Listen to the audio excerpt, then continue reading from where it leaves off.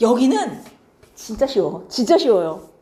이거 몇 학년 때 배운 거, 중1 때 배운 거, 초딩 때 배우나? 요새는? 나 잘 모르겠네? 중1 애들 했던 걸 본 것 같은데? 고에서 액에서 기까지 가는 거예요. 아니 봐봐. 고에서 액에서 기로 가면 갈수록 분자 운동은 활발해지고 분자 간의 인력은 약해지고 분자 사이의 거리는 멀어져서 고에서 액을 거쳐 기로 가면 물질의 부피는 어떻게 된다? 증가한다. 지금 이 얘기를 하고 싶은 거죠. 원래 입자 운동이 활발해지면 입자 사이의 거리가 멀어지기 때문에 얘네 부피가 커져요. 딱 하나 얘네 누구만 빼고. 물은 부피가 어떻게 되지? 어디서 어디로 갈 때 오히려 줄어요? 고에서 액으로 갈 때 오히려 줄어드는 희한한 애죠. 그럼 물은 왜 고에서 액으로 갈 때 줄는가? 이걸 이제 다음 주에 해요. 이거 다음 주에 우리 물에 대해서만 자세하게 배울 거거든요. 어쨌든 물을 제외하면 대부분의 물질은 기로 갈수록 부피가 증가한다. 지금 이 얘기를 하고 싶은 건데, 자, 요 밑에 보시면 우리 1학기 때 화학을 할 때 극성 분자, 무극성 분자 했던 기억나죠? 내가 어제 인개념에서 수업하다가 깜짝 놀란 것. 극성 분자, 무극성 분자를 까먹었더라고. 가만 안 둬 진짜. 자, 물 분자예요. 얘가 산소, 얘가 수소. 산소와 수소 사이에 공유 전자쌍. 근데 이 공유 전자쌍을 땡기는 힘이 산소와 수소가 같지 않죠? 누가 세죠? 산소가. 요 공유 전자쌍을 땡기는 능력 뭐라고 불러요? 전기 음성도. 전기 음성도가 산소가 크다고요. 얘가 땡겨요. 그럼 산소가 전자쌍을 땡기니까 살짝 마이너스를 띈단 말이에요. 안 그래요? 이온처럼 100% 내가 다 얻었어. 이건 아니기 때문에 완전 마이너스는 아니에요. 그렇지만 아주 약하게 얘가 마이너스를 띈다의 의미로 이런 표시를 썼었습니다. 델타 마이너스. 그리고 수소가 아주 약하게 플러스를 띱니다. 전자를 뺏겼으니까 델타 플러스. 이렇게 쓴단 말이에요. 마찬가지 이것도 얘가 끌고 가요. 산소가. 그럼 이쪽도 얘가 델타 마이너스, 얘가 델타 플러스. 그래서 물 분자 안에는 플러스를 띄는 쪽이 두 곳, 마이너스를 띄는 쪽은 한 곳이지만 산소가 총 2델타 마이너스를 띄기 때문에 결국 풀마의 양쪽 전하량이 똑같이 작용하고 있어요. 이게 극성 분자죠. 한 분자 안에 플러스와 마이너스를 띄는 부분이 모두 존재한다. 맞죠? 자, 반면 무극성 분자는 얘네처럼 완벽하게 정말 어느 쪽으로도 전자가 끌려가지 않아. 전기 음성도가 똑같아. 그래서 아예 쌍극자 모멘트가 없어서 무극성 분자가 될 수도 있고, 아니면 뭐 메테인처럼 CH4처럼 얘네는 분명 이 사이에 쌍극자 모멘트 차이가 있습니다. 탄소가 수소보다 전기 음성도가 크죠? 하지만 얘 분자 구조 무슨 모양? 메테인 정사면체. 이 쌍극자 모멘트의 합이 0이 나오죠. 완벽하게 상쇄가 돼서 플러스 마이너스 0이 나온단 말이에요. 벡터 합이. 그럼 얘는 분자로는 무슨 분자가 돼요? 무극성 분자가 됐었죠. 기억나요? 이게 극성 분자, 무극성 분자였어요. 물을 예시로 들긴 여기서 조금 무리가 있어서 제가 누구를 예시로 들 거냐면 HCl, 염화수소. 수소와 염소가 붙었어. 당연히 극성 분자, 무극성 분자. 극성 분자. 이걸 몰라서 대답 안 하는 거 아니잖아, 그죠? 자, 이쪽으로 땡깁니다, 얘가. 그럼 이쪽에 살짝 마, 이쪽에 살짝 풀. 그리고 여기에 얘랑 분자량이 비슷한데 무극성인 분자가 하나 있다 칩시다. A2라고. 응? 분자량은 비슷한데 무극성이에요. 둘이 분자량은 비슷해. 얘는 극성 분자, 얘는 무극성 분자. 자, 둘 중에 누가 끓는 점이 높을 것으로 예상? HCl. 극성 분자가 끓는 점이 높잖아요. 분자량이 비슷하면. 왜? 그 끌어당기는 힘의 정체가 뭐예요? 맞아요. 정전기적 인력이죠. 아니, 얘는 풀마를 띄워. 이쪽 분자도 풀마를 띄워. 그럼 이쪽 마와 이쪽 풀 사이에 당연히 인력이 작용하지 않겠습니까? 정전기적 인력이, 그죠? 그러면 무극성 분자는 분자 간에 인력이 없습니까? 얘는 땡기는 힘이 없어요? 있어요. 있는데 무극성 분자도 기본적으로 땡기는 힘이 있지만 극성 분자는 기본적으로 땡기는 힘의 플러스 쌍극자, 아니 이 전하를 띈 입자 사이의 정전기 인력이 하나 추가가 된다 이거죠. 그러면 분자 간의 인력이 하나만 있는 놈이랑 두 개 있는 놈이랑 당연히 누가 크겠어. 얘가 분자 간의 인력이 커요. 분자 간의 인력이 크면 끊기 쉽다, 어렵다, 어렵다. 끊기 어려우니 끓는 점이 높다가 되는 거예요. 맞습니까? 이 힘, 극성 분자 사이에 작용하는 요 정전기적 인력 있잖아요. 이거 무극성 분자 사이에는 없는 저 힘의 이름이 쌍극자 힘이에요. 저 힘의 이름이. 우리가 쌍극자는 한 분자 안에서 풀마가 다 존재하는 걸 쌍극자. 그러니까 극성 분자가 쌍극자라고 보시면 돼요. 쉽게 말하면. 그래서 극성 분자와 극성 분자 사이에 작용하는 힘. 그래서 쌍극자 힘이에요. 이건 무극성한테는 없는 거예요. 풀마를 띠는 애들한테나 있는 거야.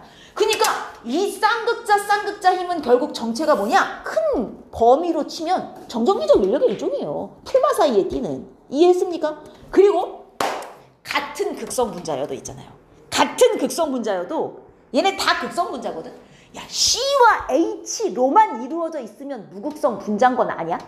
탄화수소? 처음 들어요? C와 H로만 있으면 무극성 분자야. 근데 거기에 O가 하나 끼어 들어간다. 산소가 끼어 들어간다. 그럼 이제 얘는 극성 분자가 돼요. 대칭이 안 나오거든요.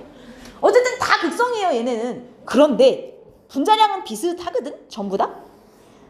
이게 무슨 쌍극자 모멘트겠어요? 분자의 쌍극자 모멘트예요. 플러스 마이너스 다 아닌 이 분자 안에 있는 쌍극자 모멘트들을 다 더하고 빼서 알짜 쌍극자 모멘트를 구한 거라고 생각하시면 돼요. 그래서 이건 분자의 쌍극자 모멘트입니다. 쌍극자 모멘트가 0이 아니라는 건 어쨌든 다 극성 분자이긴 하다는 건데 이 중에 얘가 쌍극자 모멘트가 제일 크죠. 얘가 가장 강한 극성 분자다라는 얘기지. 풀마를 제일 세게 띄었다. 쉽게 말하면 이 소리예요. 풀마를 가장 강하게 띈다. 그러면 당연히 얘가 가장 강한 극성 분자이니 얘네 분자 사이에 작용하는 쌍극자 힘이 제일 세겠죠? 그래서 봐봐요. 끓는 점. 쌍극자 모멘트가 큰 분자일수록 끓는 점이 높아요. 왜? 쌍극자 힘이 더 클 테니까. 아예 쌍극자 힘이 없는 무극성 분자보단 극성 분자가 인력이 크고 같은 극성 분자 중에서도 더 극성이 클수록 이 힘이 더 커서 끓는 점이 더 올라간다. 지금 이 얘기를 하고 있는 거야. 물론 분자량이 비슷할 때 얘기예요. 알겠습니까? 자, 그러면 어머? 극성 분자 사이에 작용하는 요 정전기적 인력 빨간 거 이게 쌍극자 힘이라면 자, 무극성 분자와 극성 분자가 모두 갖고 있는 분자라면 기본으로 갖고 있는 저 인력 쟨 이름이 뭐냐? 제가 분산력이에요. 이게 분산력입니다. 이거는 무극성 분자, 극성 분자 할 거 없이 일단 분자라면 다 가지는 거예요. 기본으로 깔고 가는 힘이에요. 그럼 분산력은 무슨 힘이냐? 자, 이런 거야. 이게 지금 무극성 분자예요. 근데 무극성 분자는 전하를 띠지는 않지만 어쨌든 쟤도 원자핵과 전자는 갖고 있을 거 아니야, 기본적으로. 그쵸? 그럼 이 바깥쪽에 전자들이 막 돌고 있을 거란 말이에요. 가운데 핵이 있고 얘도 마찬가지 가운데 핵이 있고 전자들이 막 돌고 있을 거란 말이에요. 자, 두 무극성 분자가 가까워져요. 여기도 전자가 있고 여기도 전자가 있어. 두 무극성 분자에 전자들 사이에 뭐가 작용해? 정전기적 반발력. 서로 밀어내요. 그러면 저 자식이 가까이 오네. 여기 있는 전자들이 순간적으로 한쪽으로 싹 밀려요. 제 정전기적 반발력에 의해서 한쪽으로 쏠린다고요. 얘가 순간적으로. 그래서 순간적으로 이런 모양이 돼요. 그럼 전자가 한쪽으로 빡 쏠리면 이쪽이 살짝 마이너스, 이쪽이 살짝 플러스. 물론 멀어지면 다음 순간엔 다시 원래대로 돌아와서 무극성이 되지만 아주 일시적으로는 얘가 전하를 띄긴 한단 말이죠. 그 순간에. 그리고 분자라는 게 일반적으로 하나만 존재하진 않는다고요. 겁나 많이 존재한다고. 그러면 얘랑 가까워져서 한번 쫙 전자가 쏠렸다가 다시 돌아왔는데 또 저 분자랑 가까워져. 또 이쪽으로 쫙 쏠렸다가 이게 계속 반복이 된다고요. 이렇게 순간적으로 전자가 한쪽으로 빵 쏠리는 현상, 이게 편극이에요. 그리고 편극이 일어나면 얘가 순간적으로 풀마를 띠게 되거든. 이걸 순간 쌍극자라 그래요. 순간 쌍극자는 계속 유지되는 건 아니야. 다음 순간엔 다시 없어져. 하지만 그 다음에 다른 분자가 오면 다시 생겨. 이런 식으로 생겼다 없어졌다 하는 거예요. 그럼 얘도 순간 쌍극자가 되고 얘도 순간 쌍극자가 되면 그 순간 어떻게 돼?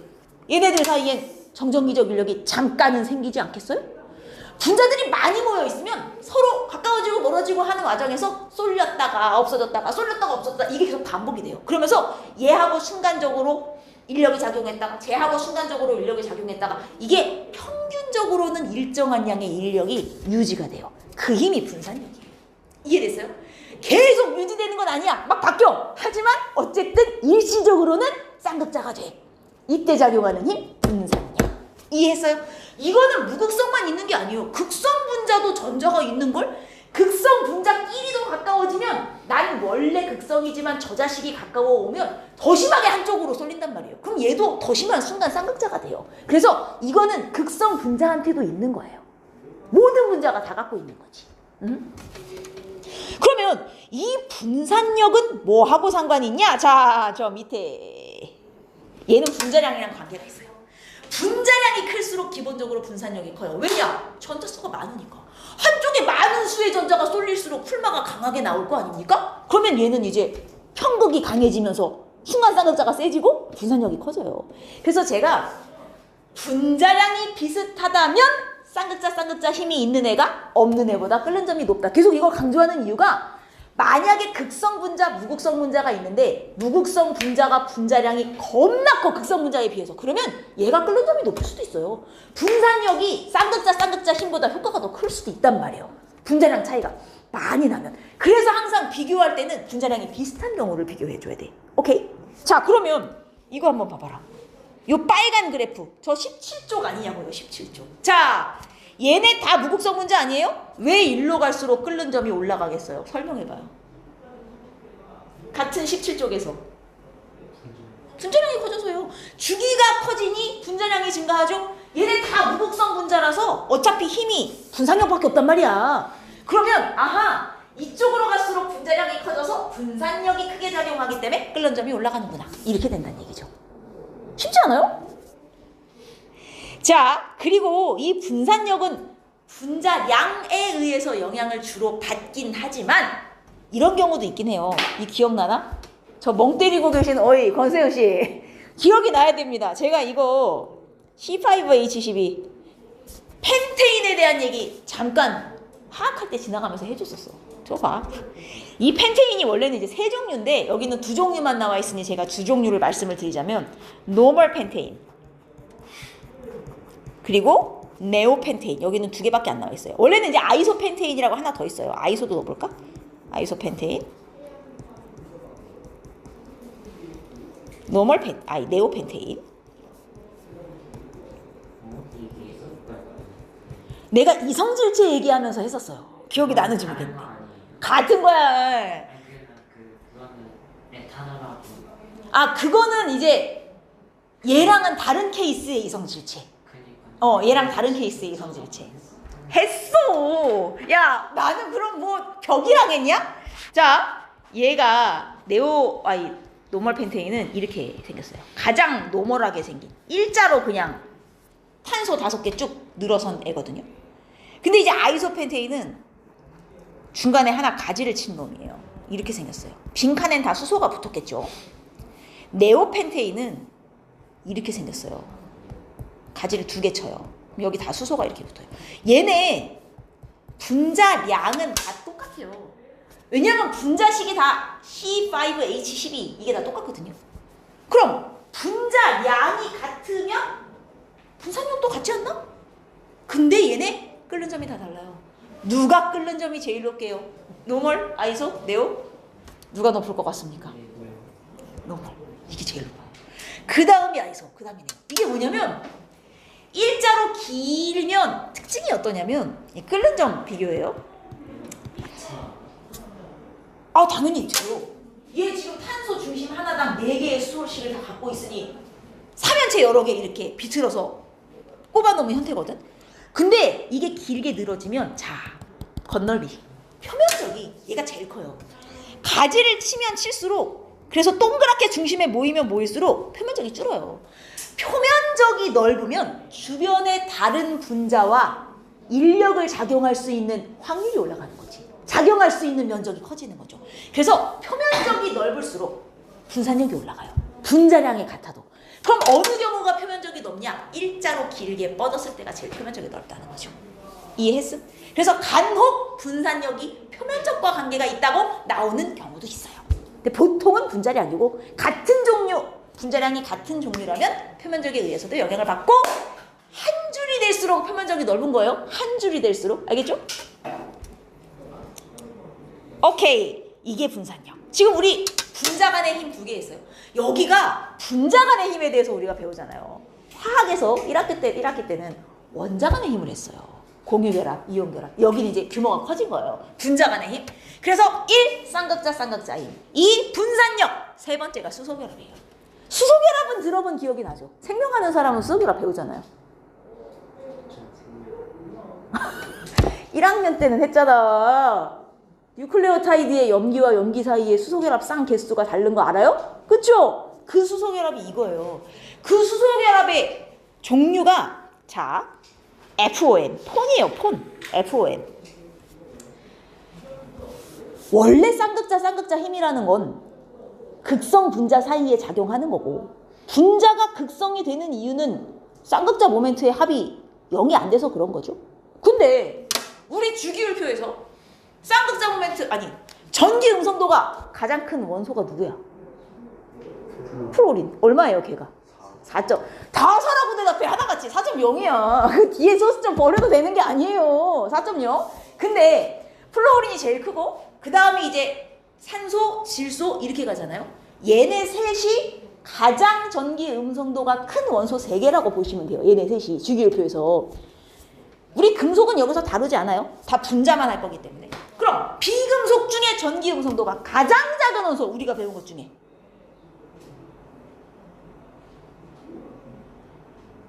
삐로리 비금속 중에 전기 음성도 가장 수소요. 수소. 그러면 얘네하고 얘가 결합하면 전기 음성도 차이가 제일 많이 나겠네요. 맞죠? 전기 음성도 차이가 많이 나면 쌍극자 모멘트가 겁나게 크겠네요.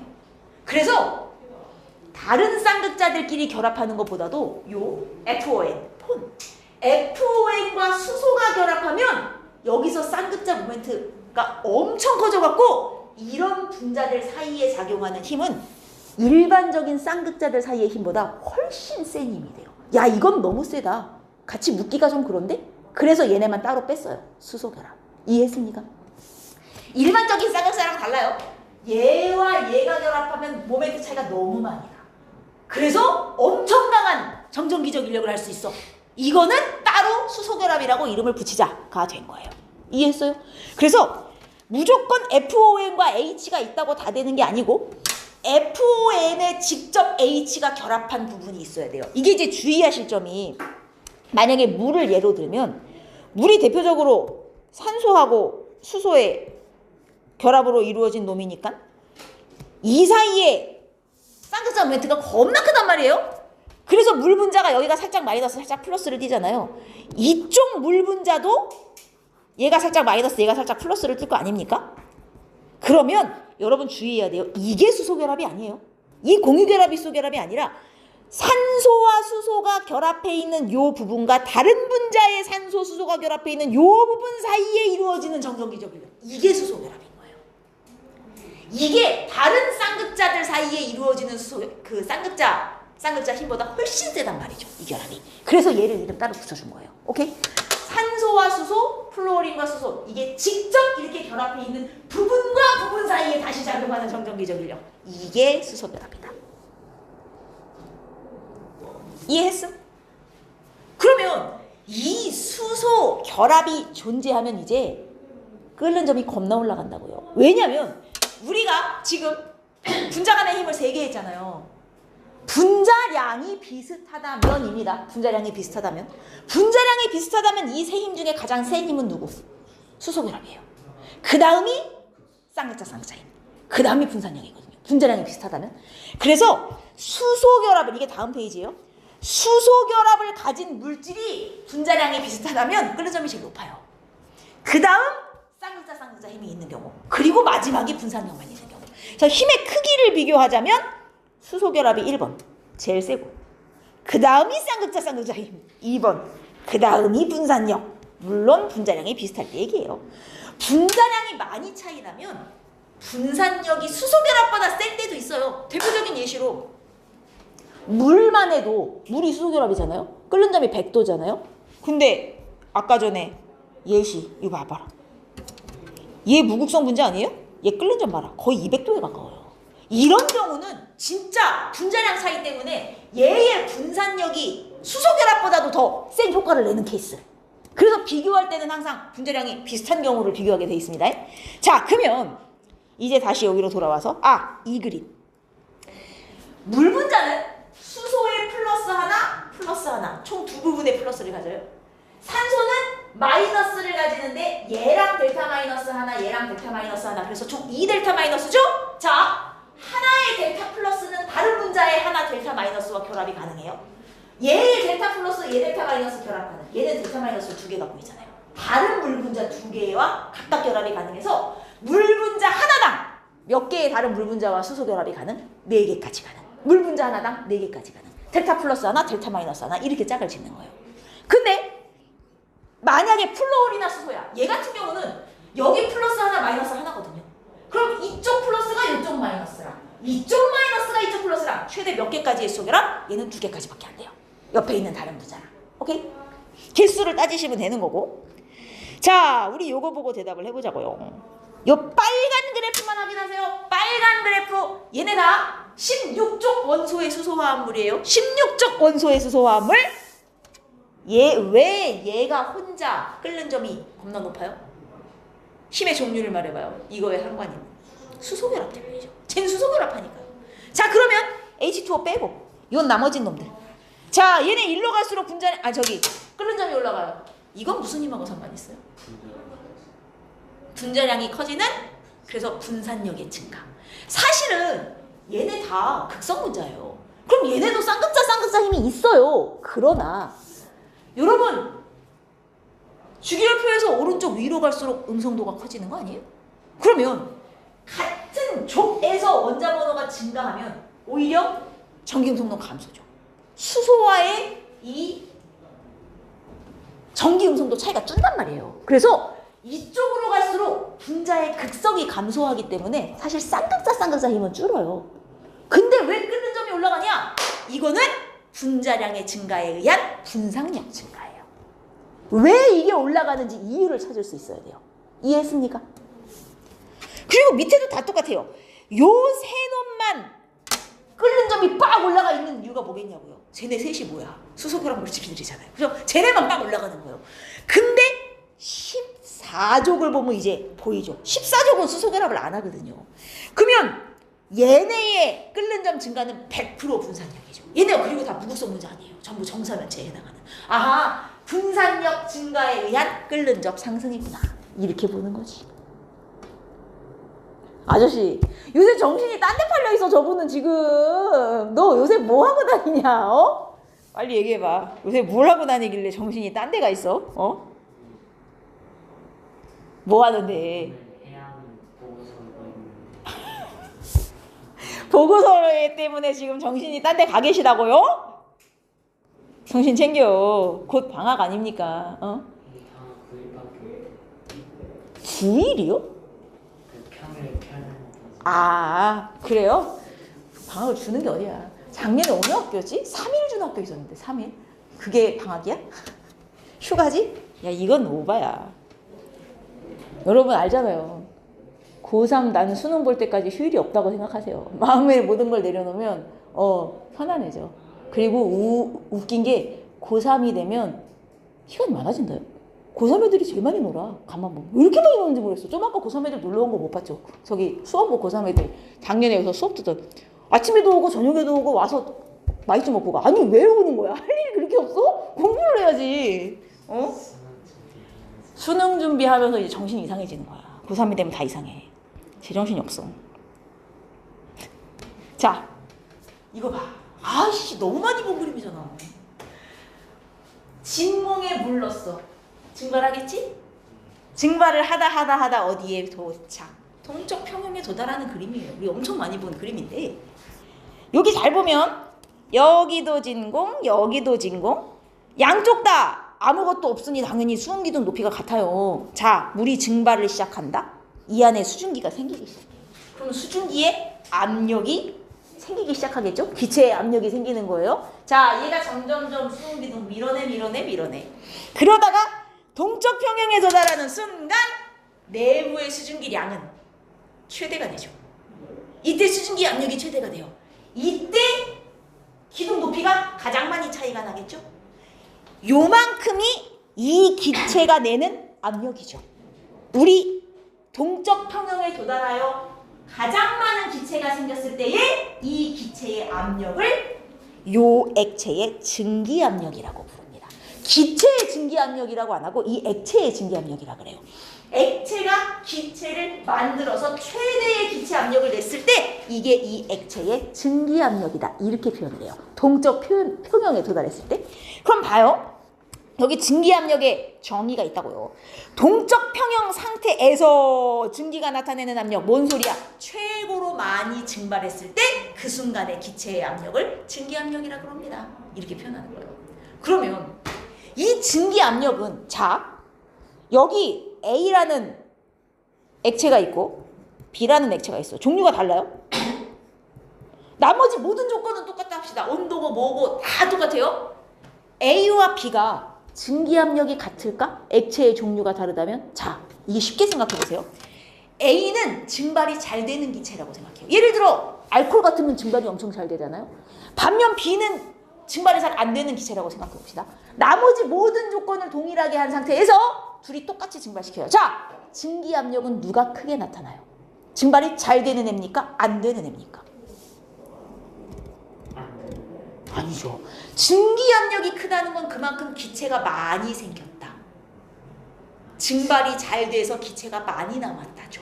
맞아요? 그럼 증기압력이 큰 놈일수록 증발이 잘 된다는 얘기가 되죠. 나머지 조건이 같다면 증기압력이 커? 아, 그만큼 증발이 잘 됐어. 그럼 만약에 증기압력이 A가 B보다 컸다 칩시다.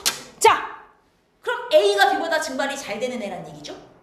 A와 B 중 누가 분자 간의 인력이 더 강한 거예요? B가 강한 거죠. 분자 간의 인력이 강하면 증발이 잘 안 돼. 끊기가 어렵잖아요. 분자 간의 인력이 약해야 증발이 되는 거지. 그래서 증기압력이 크다 이꼴 증발이 잘 된다. 이꼴 분자 간의 인력이 약하다예요. 이거 구분하겠어요? 좋아요. 그래서 액체의 종류가 다르면 기본적으로 증기압력이 달라요. 그런데 액체의 종류가 같아도 증기압력이 다를 수 있어요. 똑같은 A예요, 이번엔. 근데 어떻게 증기압력이 다르죠? 자, 얘는 10도, 얘는 80도 액체라고. 이러면 달라질 수가 있단 말이죠. 당연히 둘 중에 누가 더 증발이 잘 돼요? 80도. 그럼 아, 얘가 증발이 잘 되니까 얘가 증기압력이 더 크다라고 표현하는 거예요. 이해했습니까? 그래서 증기압력은 두 가지의 영향을 받아요. 요 밑에 보시면 증기압력의 크기는 1. 액체의 종류. 이거는 이제 이 액체의 분자 간의 힘에 의해서, 분자 간 힘에 의해 결정이 되는 것이고요. 이건 액체마다 다르겠죠. 그리고 이 온도. 기본적으로는 온도가 높을수록 증기압력이 커요. 온도가 높으면 증발이 잘 되니까. 오케이? 쉽죠? 그러면 이것도 중학교 1학년 애들이 배워. 물어보면 겁나 잘 알지. 자, 내가 그릇에 물을 담은 거예요. 물 분자들이 막 이렇게 있겠지. 안에도 있고 밖에도 있고. 뭐 가만히 냅두면 증발이 되잖아요. 증발이 된다는 건 뭐냐? 액체에서 기체로 날아간다는 소리인데, 우리 위에 있는 그림은 지금까지는 다 진공 상태에서, 우리가 흔히 증기압력을 이렇게 비교할 때는 지금까지는 진공에서 비교했단 말이에요. 근데 사실 일반적인 이런 상황에서 증발이 되는데 여긴 진공이 아니잖아요. 실제로는 대기압이 존재한단 말이에요. 그러면 대기압이 존재하는 상태 기준으로 봅시다. 지금 1기압이 존재하는 상태에서 내가 밖에다 물을 놔둔 거야. 증발이 되겠죠? 증발이라는 건 뭐냐면 액체의 표면에 있는 분자가 기체가 되어 날아가려는 성질을 말해요. 표면에 있는 애가 날아가면 밑에 있는 애가 여기 또 채우고, 또 표면에 있는 애가 날아가면 채우고, 이러면서 점점 이제 물이 줄어들어가지고 증발이 끝나는 거거든요. 표면에 있는 애가 날아가요. 자, 그런데 내가 얘의 온도를 점점점 높인다고 칩시다. 점점점 가열 중이에요. 온도가 높아지면 기본적으로 증발이 잘 돼요. 온도가 높아지면 점점 증발하는 수가 늘어납니다. 표면에서 날아가는 애가 많아지겠죠? 자, 그러다가 특정 온도에 도달하면 어떤 일이 일어나냐면 표면에 있는 알갱이만 날아가는 게 아니라 저 속에 있는 애도 밖으로 막 날아가기 시작을 해요. 안에 있는 애가 바로 기체로 변해서 날아가는 현상이 나타난단 말이에요. 우리는 이 상황에 도달하면 증발이라고 부르지 않아요. 얘는 증발. 속에서부터 기화되면 이거 뭐라 그래요? 그렇죠. 이거 끓는 거예요. 이게 끓음이에요, 이게. 그래서 물 끓이면 안에서부터 부글부글 하잖아요. 안에서부터 막 기화가 되고 있는 거예요. 그럼 온도를 언제까지 올려야 끓음에 도달하는가? 자, 얘네들이 날아가려는 힘, 즉 증기압력이죠. 증기압력. 증기압력이 외부의 압력과 같아지는 순간. 이때는 증발만 일어날 때는 증기압력도 있지만 이게 외부 압력보단 작은 거예요. 일기압보단 작은 거예요. 이러면 증발만 돼요. 표면에서 그냥. 그러다가 얘가 점점 증기압력이 커져. 어떻게 하면? 가열하면 증발이 잘 되잖아요. 증기압력이 점점 커지다가 이 증기압력이 외부 압력과 같아지는 순간 안에서부터 부글부글 이렇게 올라가기 시작한단 말이에요. 이게 끓음이에요. 이해했습니까? 그래서 끓는 점은 증기압력과 외부의 압력이 같아지는 온도, 이때가 끓는 점이 되는 거예요, 사실. 이해되죠? 아이고 간단하다. 그러면 이 내용이 여기 있다고요. 끓음은 내부에서도, 밖에서만, 표면에서만 기화가 되는 게 아니라 안에서도 부글부글 하는 게 끓음인데, 언제가 끓는 점이냐? 액체 증기압력과 외부 압력이 같아지면 우리가 그때를 끓는 점이라고 부른단 말이죠. 그러면 만약에 내가 외부 압력을 높였어요. 지금 1기압이 아니야, 여기가 2기압이야.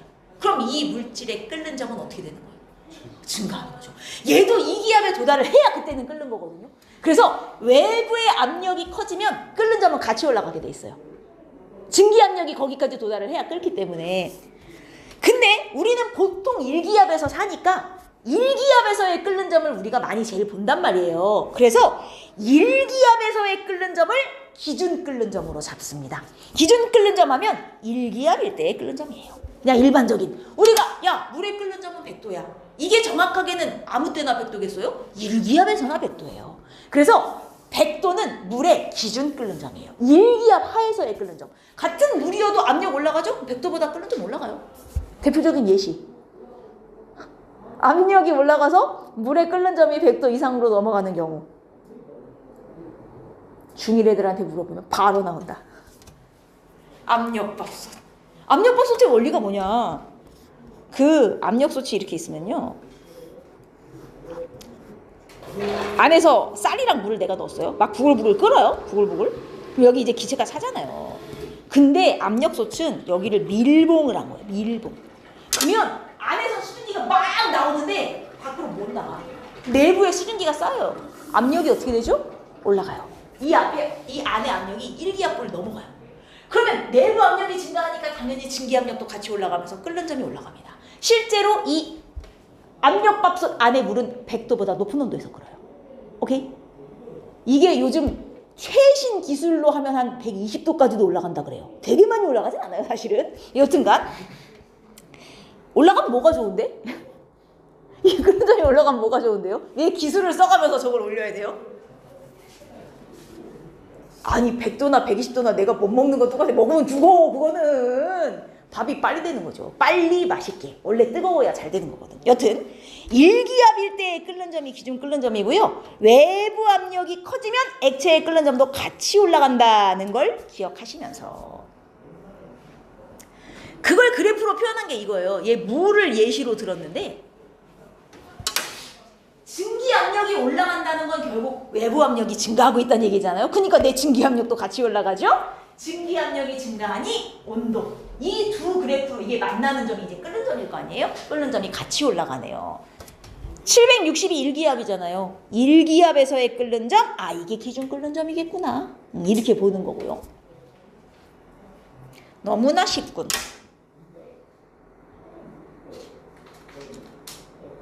그러면 이거 증기압력 곡선 한번 비교해 볼까요? 자, 이게 다음 페이지에 있는데 제 질문에 지금부터 대답해 보세요.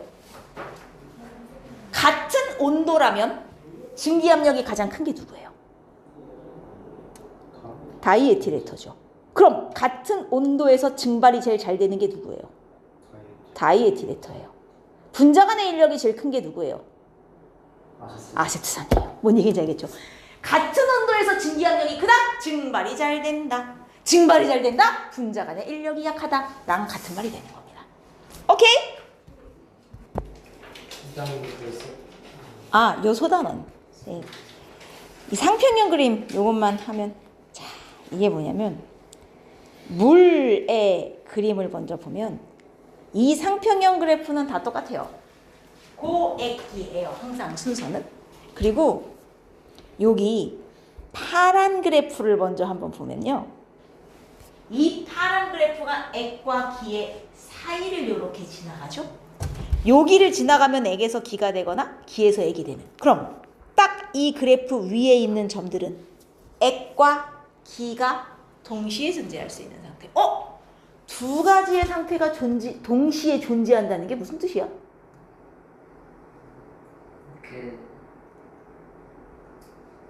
지금 뭘 하고 있다? 상태 변화하고 있다. 상태 변화할 때만 동시에 두 가지 상태가 존재할 수 있단 말이에요. 그래서 요 그래프 위에 있는 점들은 액에서 기로, 기에서 액으로 상태 변화를 하고 있는 중이라고 보시면 돼요. 그러면 액에서 기로 갈 때의 온도, 이게 뭐예요? 액에서 기로 갈 때의 온도.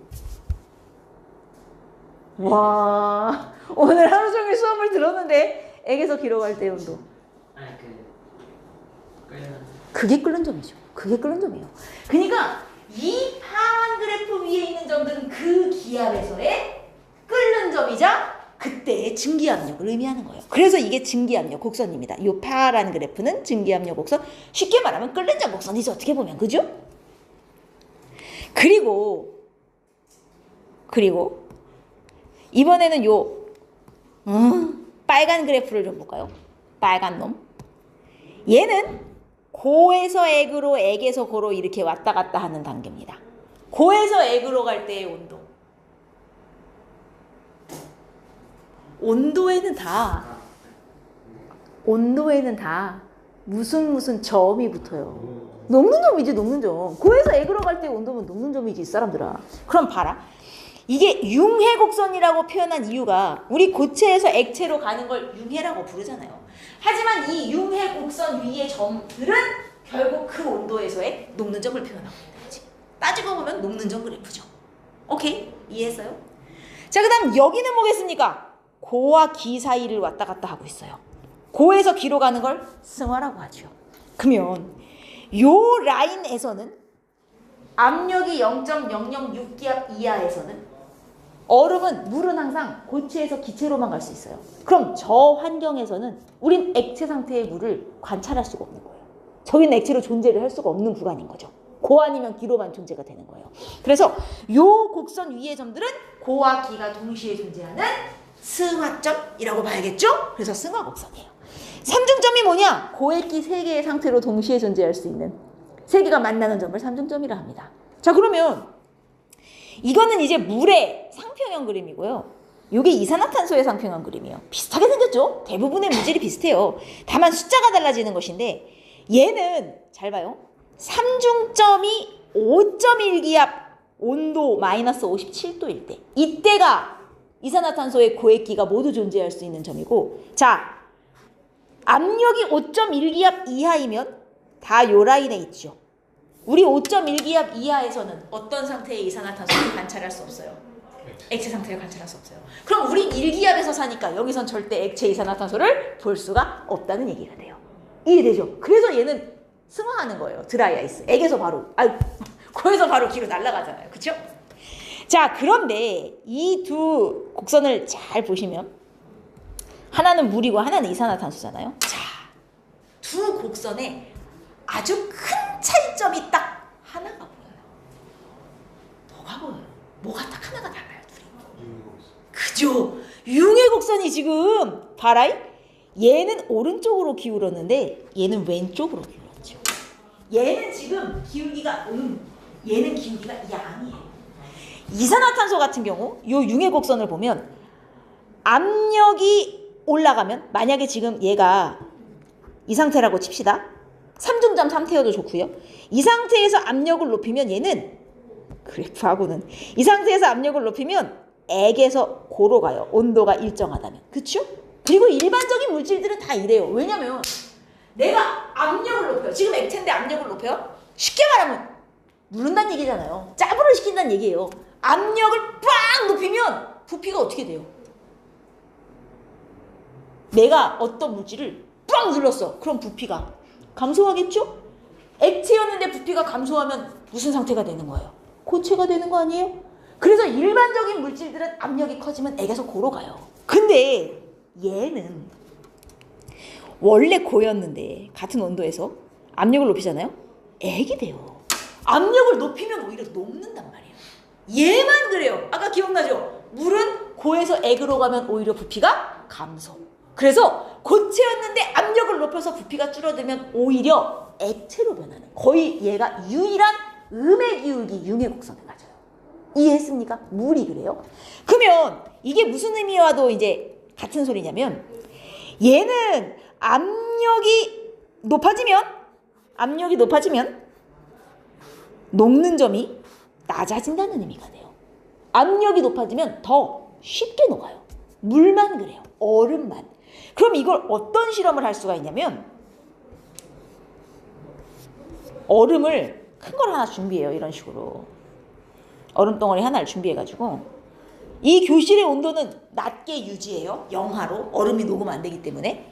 그 다음 여기다가 철사를 이렇게 하나 얹어요. 길게 양쪽에다 연결해가지고. 그리고 이 밑에 추 무거운 걸 2개를 달아요. 그러면 요 철사가 있는 부분, 철사가 얼음에 닿는 부분 1번, 철사가 안 닿는 부분을 2번이라 했을 때 1번 부분과 2번 부분의 녹는 점이 달라져요. 어디에 녹는 점이 더 낮아요? 1번. 압력이 큰 쪽이 오히려 얘는 녹는 점이 낮아져요. 그러면 철사가 닿는 부분만 녹기 시작해요. 안 닿는 부분은 안 녹아요. 이 부분만 녹으면서 이게 어떻게 되냐면 철사가 점점 내려와요. 근데 철사가 지나가잖아요? 그럼 지나간 부분은 다시 얼어요. 여기가 지금 영하로 유지되고 있으므로. 그래서 시간이 어느 정도 흐르잖아요? 철사가 이 얼음 사이를 이렇게 관통하고 있어요. 그리고 시간이 더 지나잖아요? 아예 지나가요. 근데 얼음은 여전히 통이에요. 지나가고 나서 다시 언 거예요. 무슨 얘기인지 이해되죠? 압력을 가하는 부분만 녹아요. 압력을 가하면 오히려 녹는 점이 낮아지는 유일한 물질이라고 보시면 됩니다. 이해됐죠? 어쨌든 요게 이제 상평형 그림이에요. 이거 어려울 거 하나 없어요. 프린트를 보시면 분자간의 힘, 극성 분자 사이에 작용하는 정전기적 인력, 쌍극자 힘.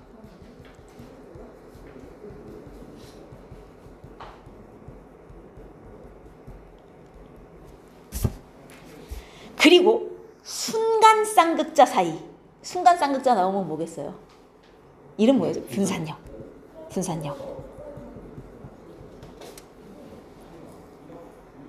그리고 이제 남은 힘이 이거겠죠? 폰이에요. FON. 폰. FON과 결합한, 수소가 결합한 놈이 다른 쪽 FON과 수소가 결합한 부분하고 사이에 작용하는 이 힘. 이게 수소결합입니다. 의외로 또 우리 심함한 친구들은 이 이론에 약해. 계산은 대빵 강해. 이론 잘 봐요. 자, 분자량이 비슷하다면 쌍극자 힘은 분자의 무엇에 의하여 결정된다? 전기음성도 차이에 의한 쌍극자 모멘트 차이죠. 분자의 쌍극자 모멘트예요. 결합의 쌍극자 모멘트가 아니라 분자의 쌍극자 모멘트가 크면 그만큼 더 강한 극성 분자가 되고, 그럼 더 분자 간의 인력이 커진다. 다음, 분산력은 일단 누구의 영향을 받냐? 분산력은 분자량이죠. 분산력은 분자량이에요. 분자량이 크면 분산력이 커요. 근데 아까 우리 분자량이 같은데도 분산력이 다른 경우를 봤죠? 기냐 동그랗냐 무슨 차이였어요? 표면적. 분자량이 클수록, 그리고 분자량이 같다면 표면적이 넓을수록 분산력이 커진다. 길어야 표면적이 넓어진다. 얘는 FON과 수소 사이 결합한 두 원자 사이에 이게 전기 음성도죠. 전기 음성도 차이가 너무 커서 인력이 굉장히 크게 작용하는 케이스로서 차이가 많이 날수록 결합력이 세진다. 자, 이 중에서 일반적으로 분자량이 비슷하다면 어느 힘이 제일 세다고요? 수소결합. 그 다음이 쌍극자 힘입니다. 쌍쌍. 그 다음이 분산력이죠.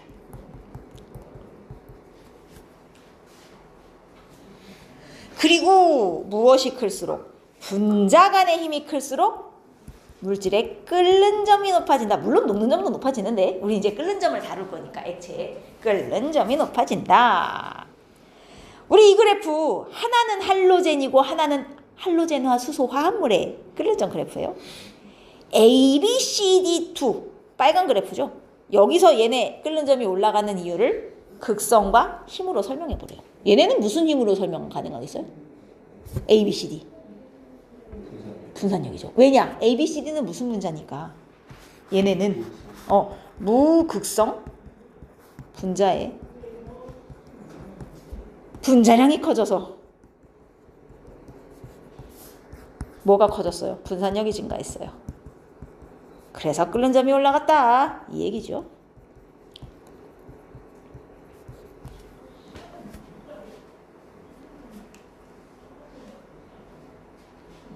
근데 지구과학을 해요? 지구과학 안 하지? 안 해요? 넌 뭘 선택이니? 물화생이니? 물화생이에요? 아, 지구과학을 잘 안 하는구나. 재밌지 않아요, 지구과학? 왜? 나 이해가 안 된다. 지구과학이 많을 텐데.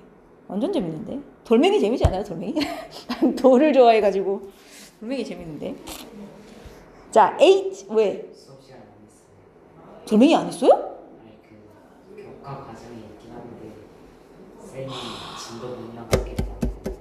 수능을 보지 안 해도 되는구나. 재미없어. 자, HA와 나머지 수소 화합물. 요거 HA만 혼자 끓는 점이 올라가 있는 이유가 뭐냐는 질문이죠, 지금. 쟤 왜 올라갔어요? 수소결합. 쟤 플로리나 수소잖아요. 따라서 얘는 H와 F 사이의 수소결합. 이렇게 쓰면 이게 수소결합 같네요. 이건 뺄게요, 그냥. 수소결합이 존재하여 끓는 점이 겁나 높다. 이 얘기죠.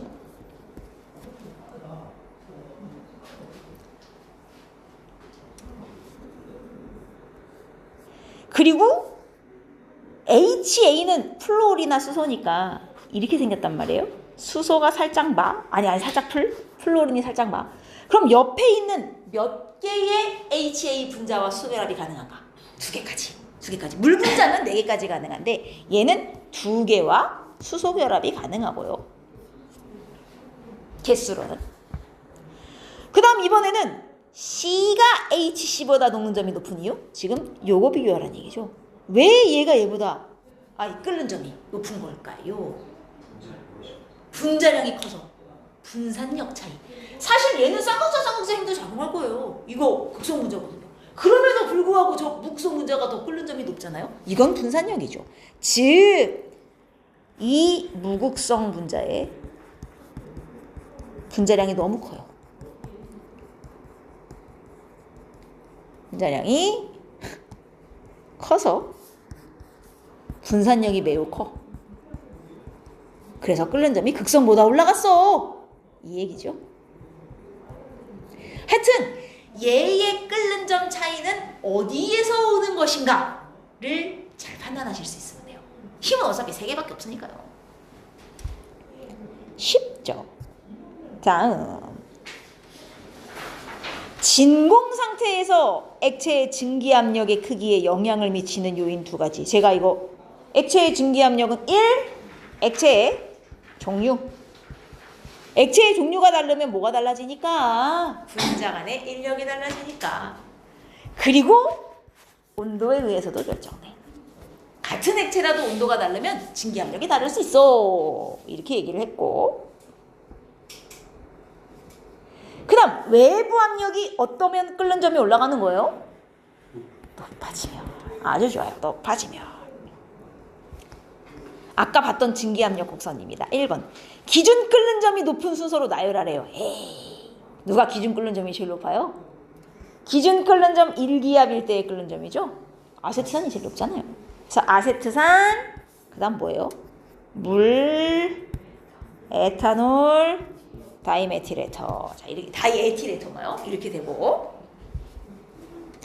이 중에 증기압력, 여기 제가 앞에 이제 단서를 좀 조건을 빼먹었는데, 온도가 같을 때 얘기죠, 당연히. 온도가 같다면 증기압력이 가장 큰 물질은 누구예요? 다이에틸에터.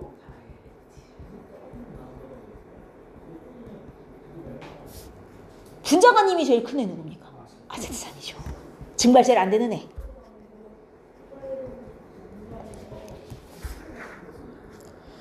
이게 뭐냐면, 자, A, B, C 모두 리퀴드예요. 액체의 기준 끓는 점. 기준 끓는 점? 증기압력이 얼마가 될 때에 끓는 점? 1기압이 될 때에 끓는 점. 그러면 여기다가 집어넣고 이제 가열을 해보는 거죠. 자, 딱 21도가 됐어요. 누가 수은 기둥이 제일 높이 올라가겠니? 라는 질문이거든요. 21도에서 누가 제일 높이 올라가요? H. 왜냐면 얘만 끓을 거거든요. 그러면 얘는 얼마까지 올라가요? 760mm. 왜? 그때가 딱 증기압력 1기압이 되는 순간이니까요. 그래서 가장 큰 거 HA이고요. 같은 온도라면 증기압력이 제일 큰 애가 당연히 A죠. 가장 쉽게 증발해. 가장 쉽게 끓어. 그 다음이 B, 그 다음이 C가 될 거예요.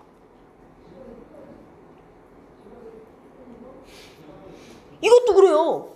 B가 높이 760mm가 되는 순간, 즉 B가 끓는 순간을 말하죠. B가 끓는 순간. 즉 B의 끓는 점에 도달했을 때 57도를 말해요. 57도에서 얘와 얘의 크기를 당연히 비교하면 얘가 크죠. 57도에서 HB는 이미 1기압 760mm가 됐지만 C는 아직 1기압 아니잖아요. 그죠? 너무 쉽지 않아요? 계산이 있기를 해. 뭐가 있기를 해. 자, 상평형 그림 볼까요? 1번. 제가 뭐 그래프 이용하여 서술하라 그랬는데 그래프를 보고 한번 그냥 얘기해 봅시다.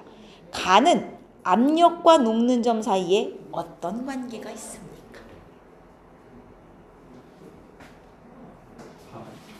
반비례라고 보긴 좀 그렇지만 압력이 올라가면 녹는 점이 낮아지는 관계가 있구나. 압력이 올라가면 녹는 점이 낮아진다. 그 이유? 그래프의 기울기가 음이라서 이 얘기를 하는 거예요 지금. 나는 1기압에서 어떤 상태 변화를 하는가? 나를 볼까요? 1기압이면 여기요, 여기. 그럼 요 라인이면 무슨 상태로 변화를 할 수밖에 없냐? 승화를 할 수밖에 없어요. 고에서 기. 그래서 얘는 1기압에서 승화. 밖에 할 수 없습니다. 그래프를 보고 알아낸 거니까 뭐 굳이 그래프를 이용하여 서술하진 않을게요. 가와 나의 25도씨 1기압에서의 상태요? 가는 25도씨 1기압 무슨 상태예요? 25도씨 1기압. 여기 25도씨가 있을 것이고 1기압이니 액체겠구나. 이렇게 찾으시는 거예요. 그냥 그래프 보고.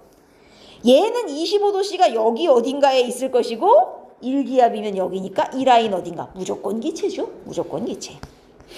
그래서 얘는 어디 갔니? 액기. 자, 3중점에서 압력을 높였어요. 여기 지금 3중점입니다. 압력 증가. 얘는 무슨 상태가 된다는 거야? 액이 된다는 거죠. 근데 얘는 3중점에서 압력을 증가시키잖아요? 고가 돼요. 무조건 고액기죠? 무조건 고액기. 그래서 액고 각각 이렇게 쓰시면 되고 액고. 마지막 X의 상평형 그림.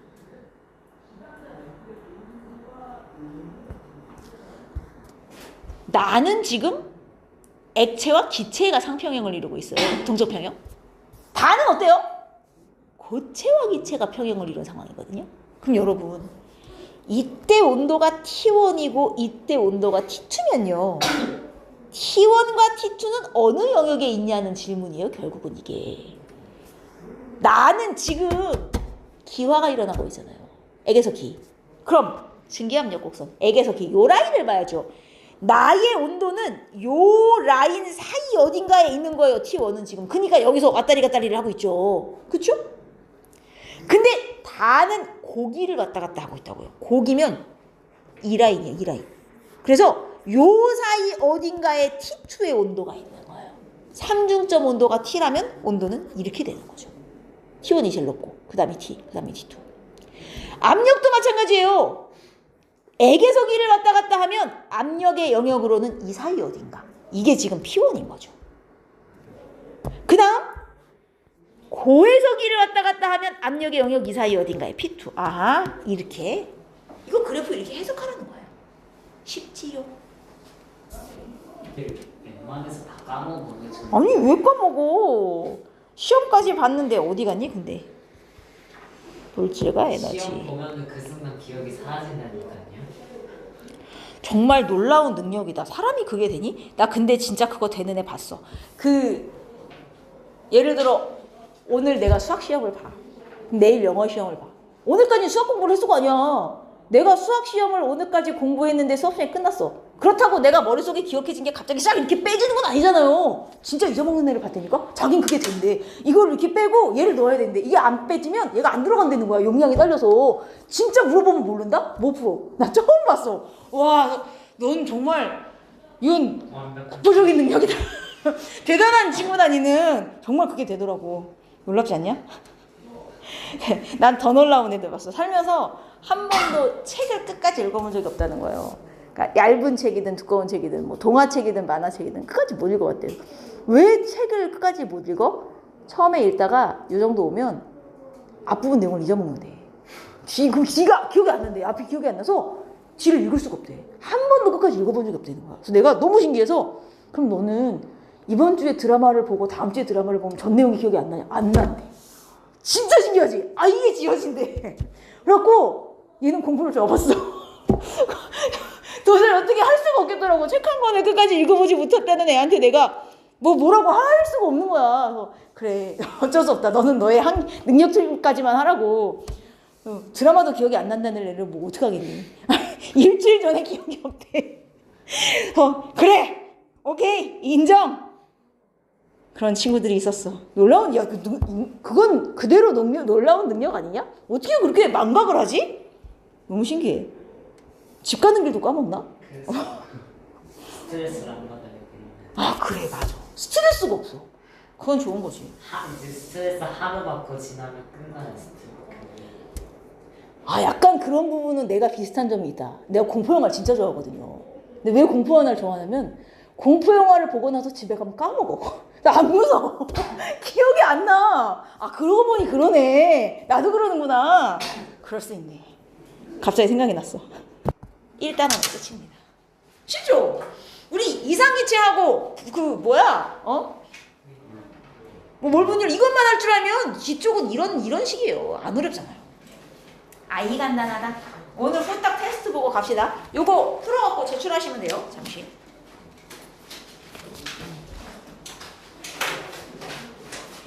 짠. 강학이라 숙제는 조금 많이 내도록하는데 우리 채윤이 불쌍해가지고.